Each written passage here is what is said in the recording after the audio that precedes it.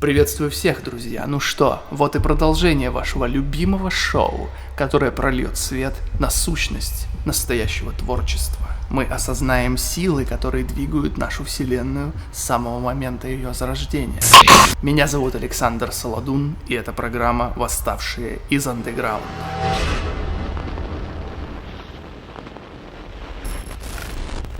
В наше время, к сожалению, слова теряют свой изначальный смысл. Сейчас любой школьник, который пишет музыку у себя дома, считает, что он делает underground. Повсюду очень много артхауса, альтернативы и независимого искусства, но далеко не все из этого можно назвать настоящим андеграундом. В этом шоу я постараюсь раскрыть суть этого термина.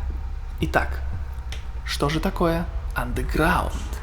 Это значит быть на грани опасности. Это всегда риск. Это то состояние, когда художник, творец, входит в конфликт с обществом, разрушает то, что все люди лелеют и любят, уничтожает устоявшиеся нормы, законы, правила, традиции, зону комфорта.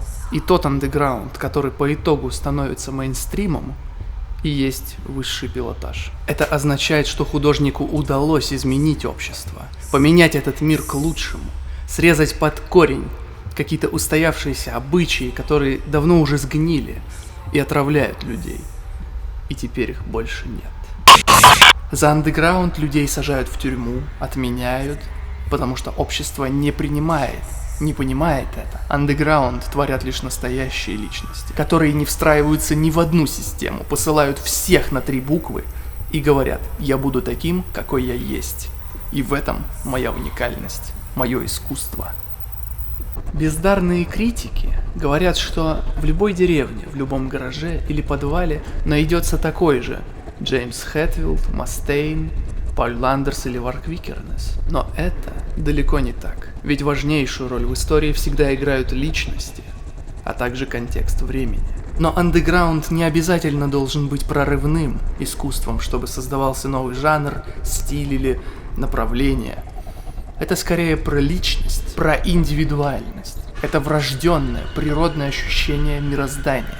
Особый взгляд, который идет вразрез с устоявшимися правилами, который в штыки воспринимает общество, потому что общество — это стадо. Оно никогда не понимает гениев. Сначала оно отвергает их, посылает куда подальше, часто даже мешает нормально жить и заниматься творчеством, а по итогу возносит их до небес и боготворит.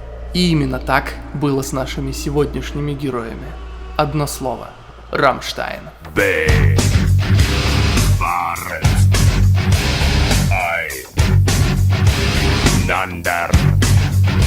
Их появление на свет сразу же вызвало массу вопросов, недопонимания и критики со стороны окружающих, начиная с названия, основанного на авиакатастрофе, случившейся на военной базе Рамштайн в 1988 году, чему и посвящена первая удавшаяся песня. Рамштайн.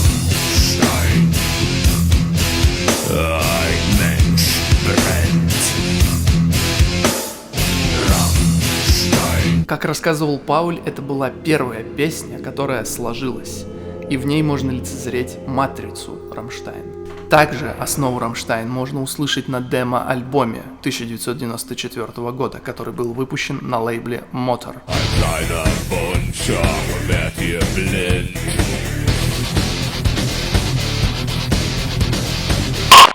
Ребята по-новому посмотрели на весь жанр, в котором решили играть.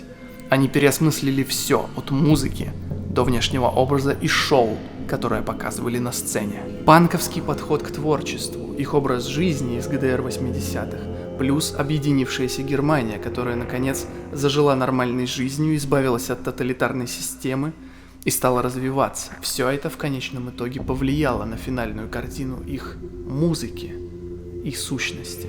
Кстати, ребята не раз делали отсылки в своем творчестве на падение Берлинской стены. Например, здесь они преодолели стену и уверенно держат свой путь на запад. А в этом туре шоу стартовало с разрушения Берлинской стены, с чего в свое время и началась нормальная цивилизованная музыкальная индустрия в Германии, в ногу со всем миром, и что сделало существование Рамштайн вообще возможным.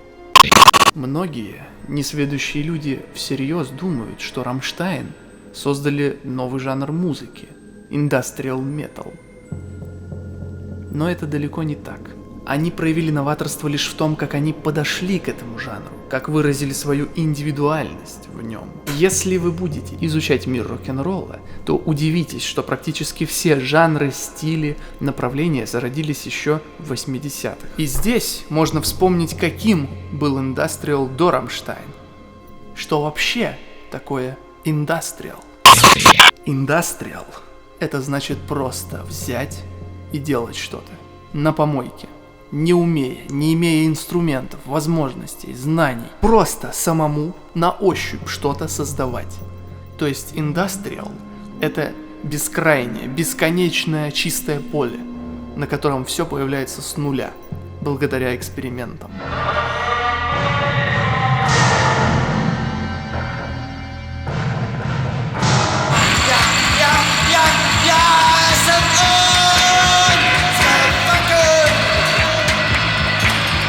Оно рушит все устоявшиеся правила, стереотипы, даже законы природы. Индастриал — это музыка заводов, помоек и заброшенных фабрик, когда по наковальне со всей дури хуярят кувалдой, и возникают определенные вибрации. И чтобы играть индастриал, не нужно уметь играть, нужно любить, создавать эти вибрации.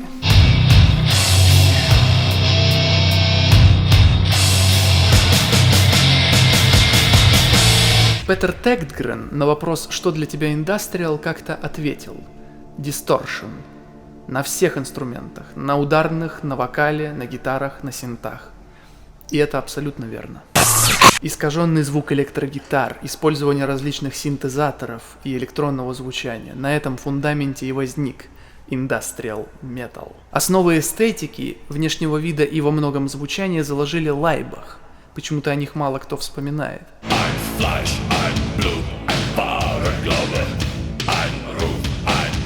Но первыми гитары утяжелили еще в начале 80-х, конечно же, Ministry. Именно они считаются пионерами индастриал металла, оказавшими наибольшее влияние на весь жанр.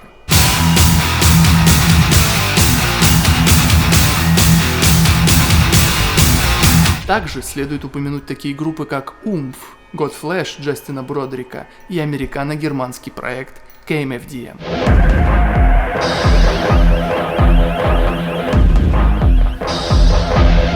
Рамштайн в свое время играли у них на разогреве. Все эти ребята задали определенный ритм развитию нового жанра в музыке, эстетика которого, как и внешний образ, пошли от социалистических заводов, фабрик и всех прочих прелестей 20 века. Но на итоговый стиль Рамштайн 100% оказали влияние также проекты электронной музыки 70-х-80-х годов, такие как, например, Kraftwerk, Front 242 или Depeche Mode.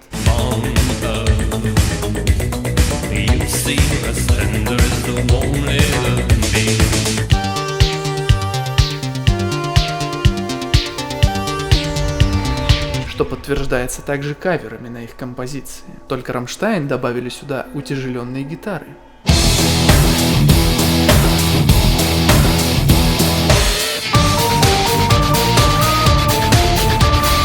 Индастриал трансформировался от потустороннего ощущения, какой-то трансцендентности, нестандартности.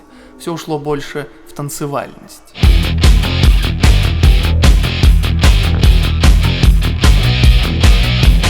Потерялась ритуальность, медитативность, безумная экспериментальность.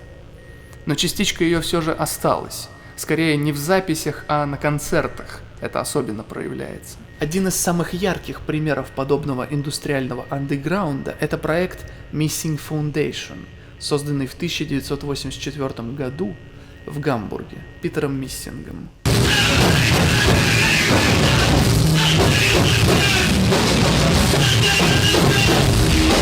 Как и у Einstürzende Boten, их музыка была полна необычных звуковых решений, экспериментов, ломаных ритмов, жестких синтов. Они творили полное безумие в маленьких клубах, громили сцену, поджигали себя, людей в зале. Это было начало опасных экстремальных действий, которые становились элементами шоу и подчеркивали эмоции в творчестве. Еще до всяких Джиджи Алленов. Рамштайн стали использовать те же фишки на своих живых выступлениях. И со временем сделали их более продуманными и, что немаловажно, безопасными. Взрывами, петардами, ощущением жара от огня они стали подчеркивать акценты в своей музыке, придавать ей дополнительную энергию.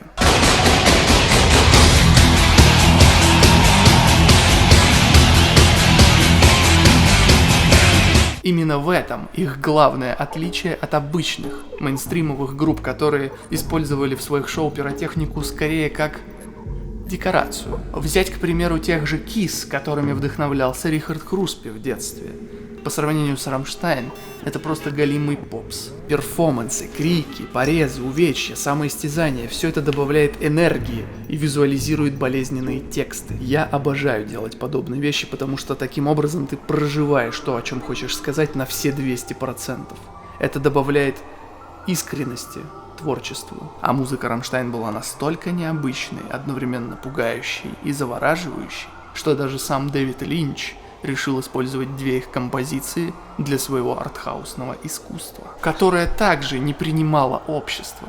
Для среднестатистических американцев это было слишком сложно, нестандартно. В триллере «Шоссе в никуда» прозвучали Хайрат Эмих и Рамштайн в самых кульминационных моментах фильма, отлично дополнив картину безумия. Man sieht ihn die Kirche schleichen. Seit einem Jahr ist allein. Что мне еще особенно нравится в Рамштайн, так это то, что они смогли создать невообразимый синтез эпохи тоталитаризма 20 века, выражающийся в жестких рифах, ритмах, похожих на военные марши, и эпохи классики, которую можно услышать в лирике Тиля, в мелодических структурах, в балладах, а также разглядеть во внешнем образе, например, стиль барокко на обложке Либе ist für alle da. Это самый настоящий свет Рубенса. Или же готика из клипа Do Rich So Good. Это как раз перекликается с вообще возможностью появления подобной группы в результате падения Берлинской стены. То есть Рамштайн стоят на стыке этих двух эпох, и в их творчестве они сочетаются.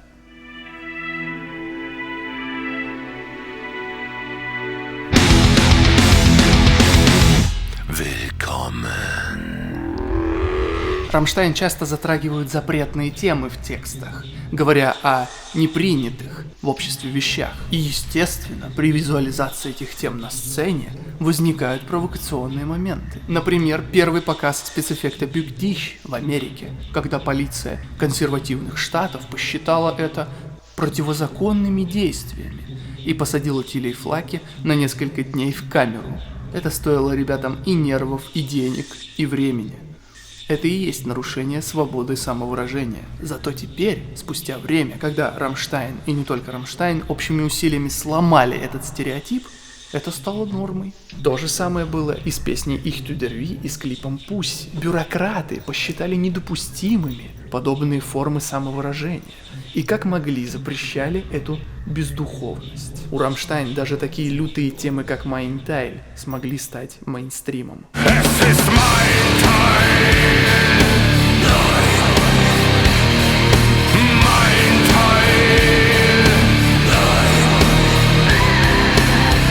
Настоящий рок-н-ролл может выйти только из андеграунда. И тому в пример сотни групп. И весь кайф в том, что вы приходите на супершоу мегаизвестной популярной группы, на огромный стадион, и в то же самое время вы находитесь в маленьком подпольном клубе на андеграундном концерте.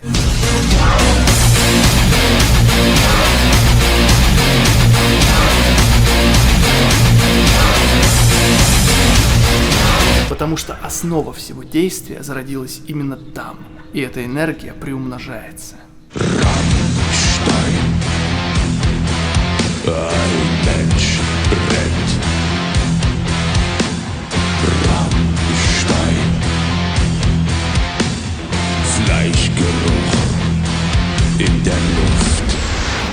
На сегодня все, дорогие друзья. Напоследок хочу сказать только одно. Слушайте хорошую музыку. Узнавайте больше о том, что слушаете. Ведь вся жизнь человека — это поиск. Не смотрите то, что смотрит или слушает большинство. Что-то действительно хорошее и качественное нужно искать. Потому что, как правило, мейнстрим скармливает вам дерьмо. Формируйте свое мнение. Не идите на поводу у толпы. Обязательно подписывайтесь на канал, оцените это видео. Если хотите больше выпусков данного шоу, покажите это своим активам. Напишите в комментариях, кого еще вы бы хотели увидеть в нашей студии. А также, по реквизитам в описании, вы можете поддержать рублем запись нового альбома проекта Солодун. Всего вам самого хорошего и до новых встреч!